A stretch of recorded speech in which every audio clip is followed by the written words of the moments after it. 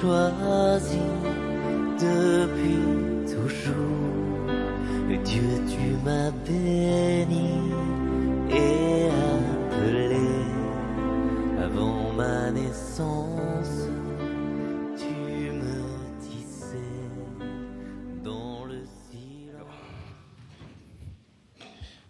Comment vous avez passé votre semaine? J'ai vu que Kyria vous a demandé avec beaucoup de force. Alors, comment c'était? Éprouvante, d'accord.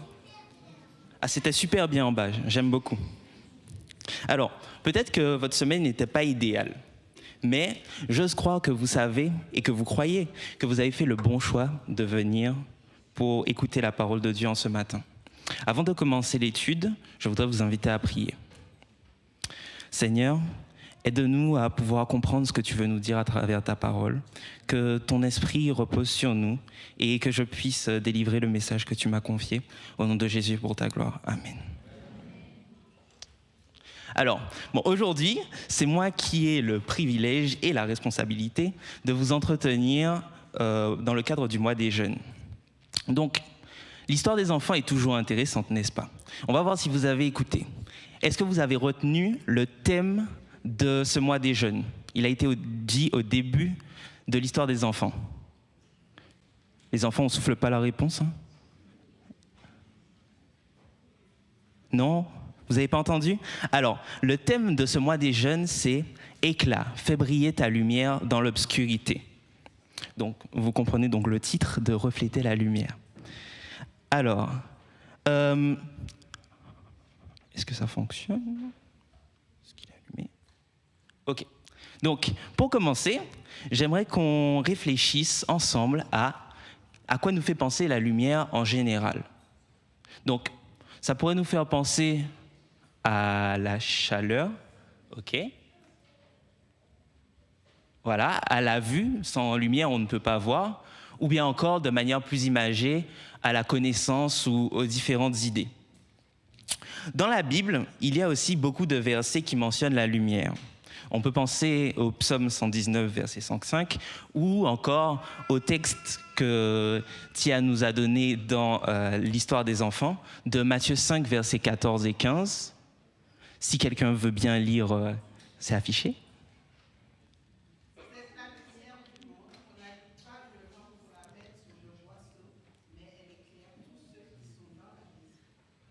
Merci beaucoup.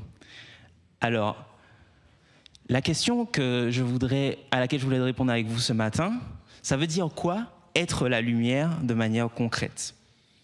Donc, une des réponses, et la réponse que nous allons traiter ce matin, c'est être une source d'influence pour ceux qui sont autour de nous. Durant la semaine de prière des jeunes qui a eu lieu la semaine dernière, on a eu l'occasion de poser la question, qu'est-ce qu'un influenceur? Donc lorsque les enfants ont dû répondre, ils ont naturellement adopté la définition que l'on utilise dans le cadre des réseaux sociaux, c'est-à-dire une personne réalisant du contenu vidéo dans un but lucratif, donc pour faire de l'argent. Mais la définition ne s'arrête pas là. En effet, selon le Larousse, le mot influenceur peut désigner toute personne qui, par sa position sociale, sa notoriété et ou son exposition médiatique, a un grand pouvoir d'influence sur l'opinion publique, voire sur les décideurs. Alors, il ne me semble pas que Dieu nous appelle tous à devenir des gens qui ont du pouvoir sur l'opinion publique. Cependant, il est clair que nous sommes chargés d'une mission auprès de ceux qui nous entourent. Et cet appel s'adresse particulièrement à la jeunesse. En effet, Paul nous rappelle dans son épître à Timothée, au chapitre 4 et au verset 12, que personne ne méprise ta jeunesse, mais sois un modèle pour les fidèles en parole, en conduite, en charité, en foi et en pureté. Amen. La jeunesse qui, selon l'INSEE, s'étend de la fin de l'adolescence jusqu'au début de la trentaine, est une phase de construction, sociale particulièrement, processus qui passe par la confrontation à son environnement. On peut reprendre l'exemple des réseaux sociaux qui, de plus en plus, s'imposent dans la construction durant l'enfance et la jeunesse.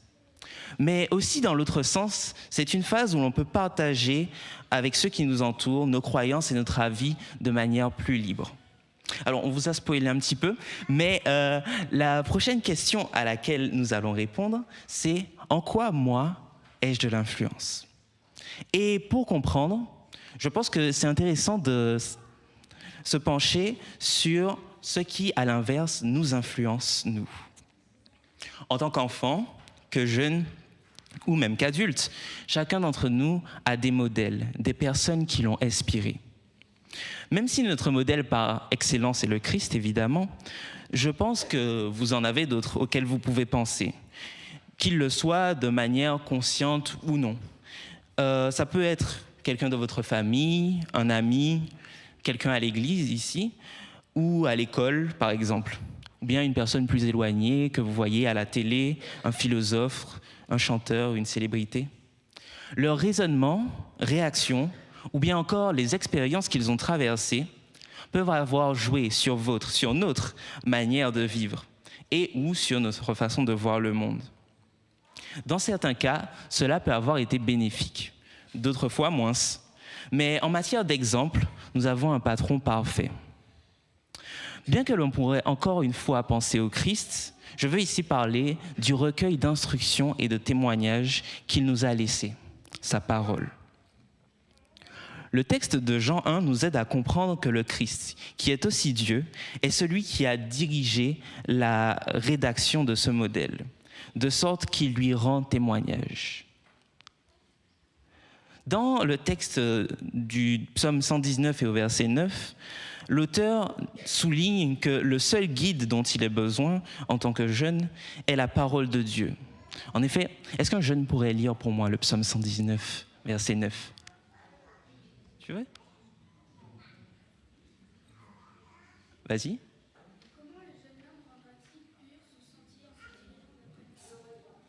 Merci beaucoup. Et au verset 105 de ce même texte, il continue et il ajoute « Ta parole est une lampe à mes pieds et une lumière sur mon sentier. » Quel merveilleux guide, n'est-ce pas ? Nous sommes tous d'accord avec lui. C'est le meilleur moyen de devenir une source de lumière, selon les critères de Dieu. Mais est-ce que vous avez déjà vu une source de lumière qui n'éclaire qu'à un seul endroit ? En laissant notre chemin être illuminé, nous devenons nous-mêmes des lumières pour ceux qui nous entourent. Cependant, pour cela, il nous faut apprendre à nous diriger d'après la lumière, ce à quoi nous avons été appelés. Nous devons donc, comme pour tout apprentissage, passer du temps, consacrer de l'énergie à étudier la parole de Dieu. Pas de manière superficielle ou sans chercher l'application dans nos vies, mais au contraire, en recherchant toutes les applications que chaque verset pourrait avoir dans notre vie quotidienne. Apprendre à se diriger et par la suite devenir une lumière est un exercice quotidien dont les principes ont été inscrits, détaillés et imagés dans la parole de Dieu.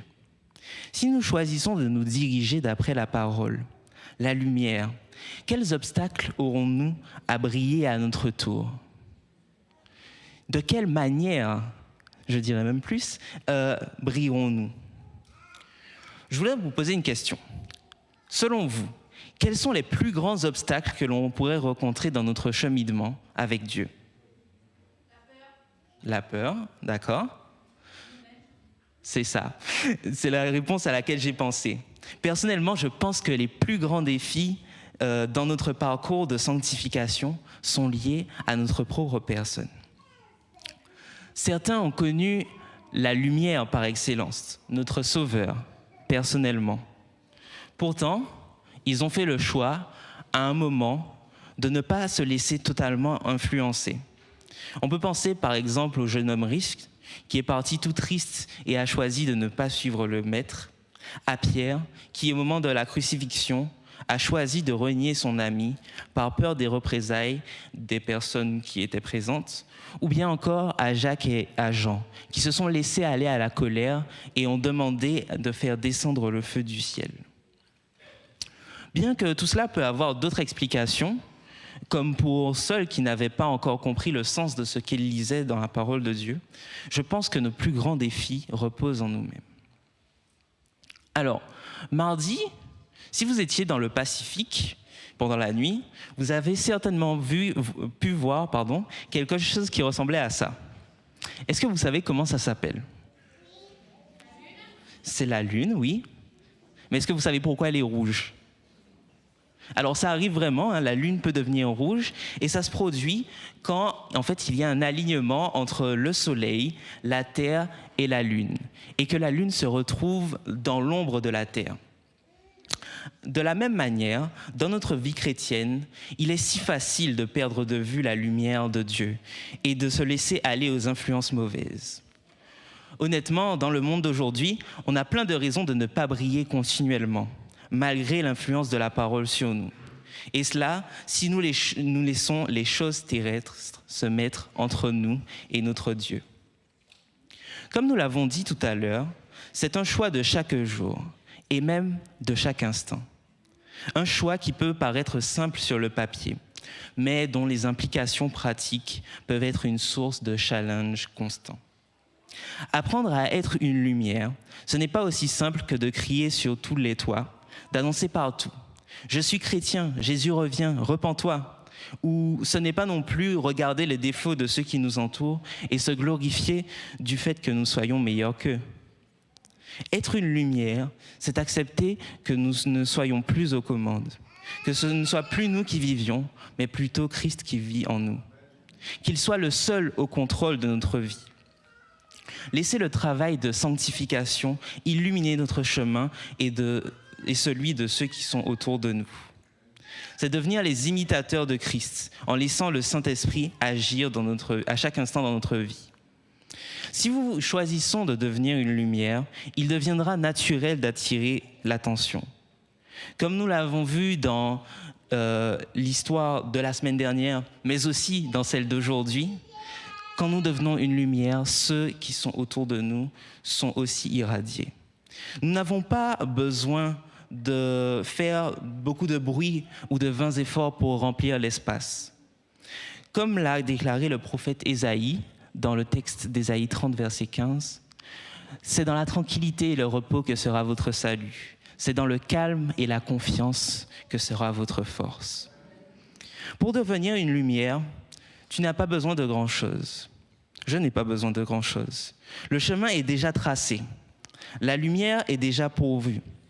Tout ce dont j'ai besoin, tout ce dont tu as besoin, c'est de garder constamment notre réserve d'huile suffisante pour tenir jusqu'au retour de notre Seigneur. Cela demande de la volonté et de la discipline.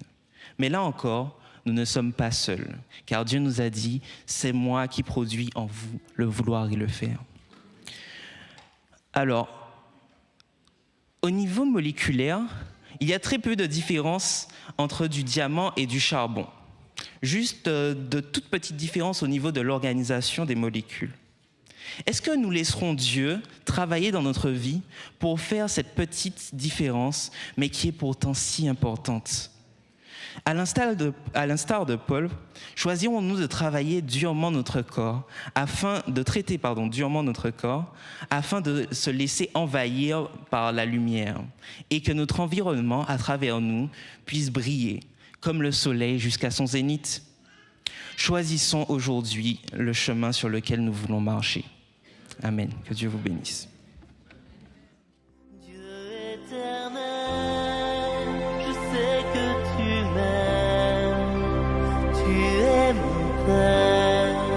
Je suis ton enfant, Dieu éternel, je sais que tu m'aimes, je suis à toi, éternellement. Où donc aller, loin de ton souffle, où m'enfuirai-je, loin de ta face, je monte aux cieux. Mon Dieu, tu es là, dans les abîmes, ta main est sur moi. Dieu éternel,